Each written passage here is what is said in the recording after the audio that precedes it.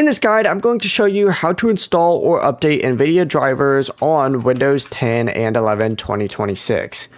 This is Aiden from JustBoz, and before we get into this guide, make sure to like the video and subscribe to the channel with all notifications on. It really does help with the channel and it lets us know that you want more content like this, so we greatly appreciate it. If at any point throughout this guide you did have any questions, just ask them down in the comment section below and we can help you out further. I'm going to be doing my best to reply to every single comment down there. Begin by opening up your browser, and you need to just search for Nvidia app, and you need to download the Nvidia app, which of course I actually already have. It's right in the middle of my screen right here, so I'm just going to open it. But download it, open it up, and once you open it up, you're going to see a drivers tab. Select drivers, and then if you mainly use your PC for gaming, you're going to want to select the game ready driver and download it from here. If not, you can of course go ahead and get the studio driver instead. It's completely up to you.